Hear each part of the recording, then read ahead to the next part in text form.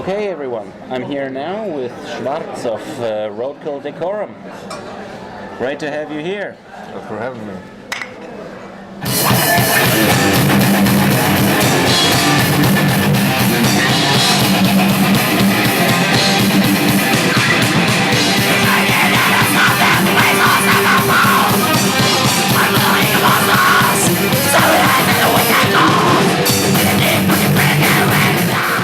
We're here obviously now in a very awesome place, and but we want to talk about your band ROADKILL DECORUM, and it would be great to know actually what the name really means, because ROADKILL DECORUM, kind of the propriety of roadkill. ROADKILL DECORUM was what we came up with to describe our presence on the stage,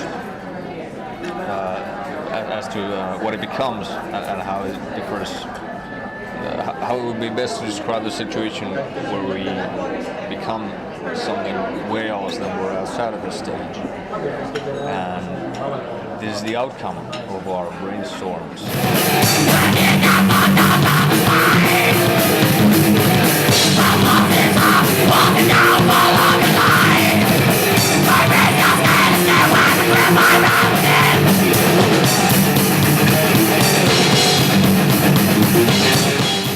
But when it comes to the lyrics, it was mostly your vocalist, Vok, and who just recently left the band.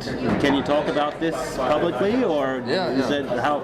What's the impact on the band now, and what's the future of the band without him, who was obviously also playing the bass? Yeah, he was the bassist, the vocalist, and the male lyricist as well. So the impact is, of course, great. Also considering that, besides myself, he was the founding member of the band. And this is, man's got to do what a man's got to do, however. And this was his decision at this time. We haven't closed out a possibility of working as a trio neither, which is actually what we did all the way until the moment where our current rhythm guitarist joined us by the end of 2012. But whether we're going to search for new members, I believe I'm going to leave the question open at this time. Are you able to actually play solos and sing at the same time? No, usually you don't sing at the same time you're playing solos. Well, but we're talking about ROADKILL DECORUM. Everything's possible. We have no vocals on top of solos. but on the other hand, we do have a complicated list, so I do know what you're talking about. And at the same time, well, there are its challenges, of course, in a way that it's not that long that I've been involved in the project, whereas playing and doing vocals at the same time that I'm now with Crimsonology, for example. At the start, it was very interesting. It seemed like a very challenging thing to do, especially whereas my guys had an idea of doing In Flames song as a cover, as an encore of our set list. And it was a very technical one.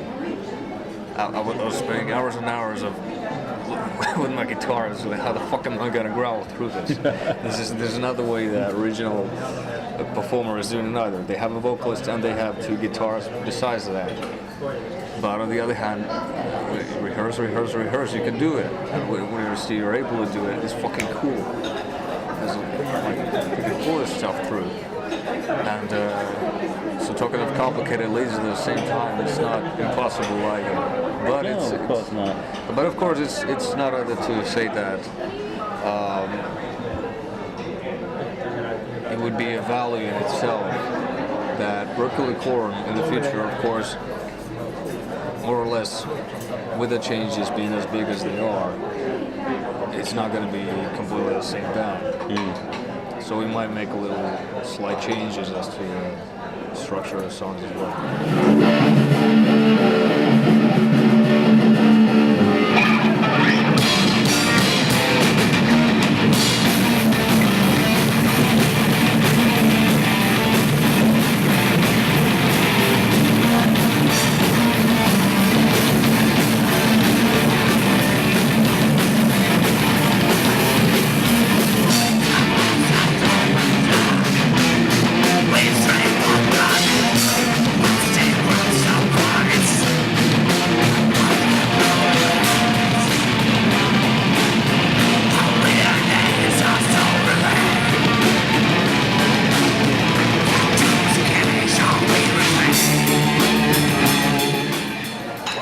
And you just returned from a well, not just right now, but a couple of months ago from a tour in Finland as well as in Russia. And how did that come to be? Like, how did you tour in Finland as well as in Russia? Well, we had. We'll start with this one. From the start, I believe. It's I originally came in contact with Katrin, who is the vocalist of Ancora, through because I had paid great attention to the vocals she was doing in a very exceptional way. I had come to like the stuff that they do, and I was originally in contact with them. And I met with her, a group in Moscow on a previous tour in 2012. So you played in Russia before? Yeah. With ROADKILL? Yeah. In 2012, we did a similar joint tour with a symphony metal band from St. Petersburg called Trelleborg. And yeah, back at that time we did 3 gigs in Finland and 3 gigs in Russia. Back at that time it was Helsinki, Tampere, and Kouvola in Finland, and Moscow, St. Petersburg, and Veliki Novgorod in Russia. So anyway, for this time, when in 2012 we were on tour with Trelleborg, our first gig on the Russian side of the border was in Moscow. And I had arrived in the city a little before myself. I had also a chance to witness an Ancora gig there. So I had been in contact with Katrin a little before, and Moscow finally laid out the plans for cooperation that we had talked of a little before. Because we're both, well, they're an industrial band, of course, and we're something a little different. But at the same time, we're both can be regarded as extreme heavy metal bands in a way, especially in the sense of vocals, as different as we are in other aspects. And we ended up doing not only a joint tour together, but also a split EP. So practically, we arranged things on the Finnish side of the border, and they agreed to do the same for Russia. It includes everything from the arrangements to transports and accommodation, equipment as well.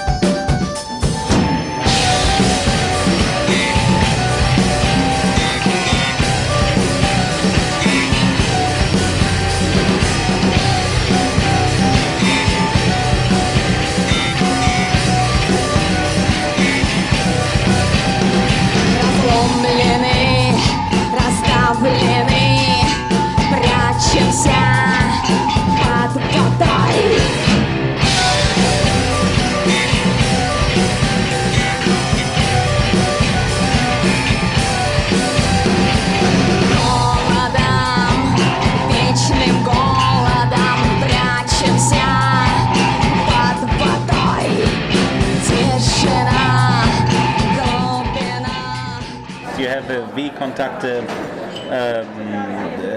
site as well, which is basically the Russian Facebook. Yeah. And you have the strong kind of Russian tilt. So why is that? I guess you can say that it is the Russian version for Facebook, V-Contact that is, with over 100 million users. Actually, compared to Facebook, it's Europe's largest social network today. Anyhow, this is as I'm quite familiar with Russian language myself, and was well aware of the existence of such similar social media when we put our stuff online officially back in 2012, so to speak. I decided to try it out. So, and as positively as it got out of hand in the end, it was not specifically planned. Just the way it turned out, it was more or less a surprise to me. But the most positive one, as I said, there's a lot of Russian groups playing in also northern Norway, and also in Rovaniemi, for example, and also there's Finnish dancing groups going to the eastern side of the Finnish-Russian borders and so on. And there's also actually a lot of funding from the EU coming in terms of cultural exchange and also regional exchange, you know. And what would you think? Would Roadkill Decorum ever benefit from something like that, or and how far would the metal scene be able to benefit from the cultural exchange notion? Well, you're gonna have to think about it carefully for each given case. For example, on the basis of last year, the situation for Roadkill Decorum for something like this would be completely different than, for example, the year before that one. I'm saying this in the sense of last year. In 2012, we were using lots of stage props that had to do with decapitating the Pope, crucifixes upside down, splatters some blood, and a bunch of other antics. I mean, like, whereas in the last year, we dropped all of that home. We had it was a logical decision as well, because we had a very differently structured set list as well. And I like it to see that no matter what we do or don't do, besides music on the stage, there are still more and more people who are coming to see us. So we are still the writer, right? Anyway, on the basis of purely musical matters, I'll say that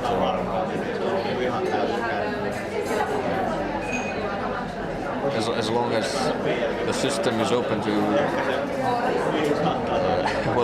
how to say, open-minded enough, I'm sure that the possibilities will be vast.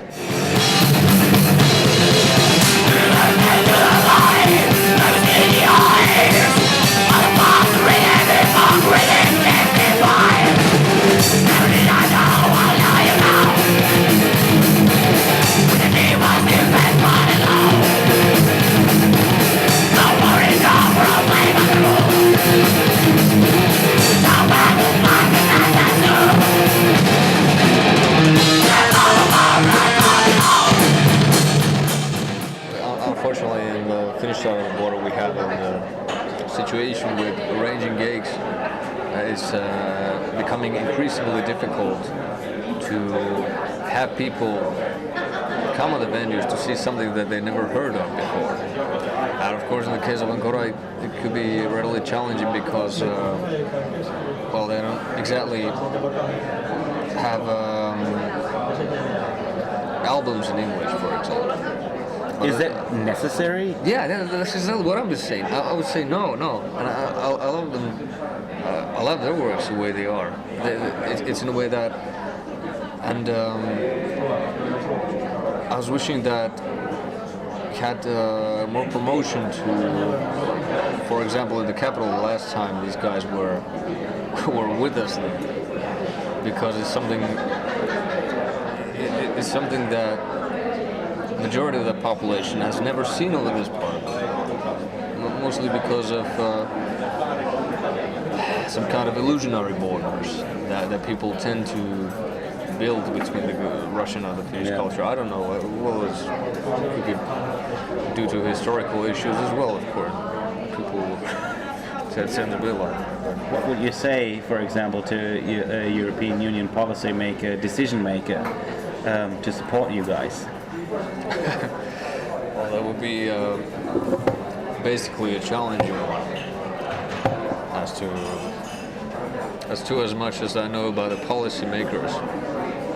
To be honest, I've never considered the way of actually getting an official support from the union for this kind of things, because I've personally on mental levels I've lost my faith for the system. Yeah, well, but there are always ways around it, of course. But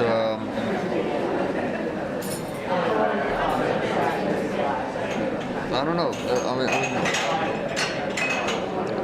Certainly always open to new opportunities. Who knows if we can find a channel through them, then it could be a potential one we could use. But readily that would be rather difficult to answer in the sense of as extreme, generally speaking, as extreme stuff that we do.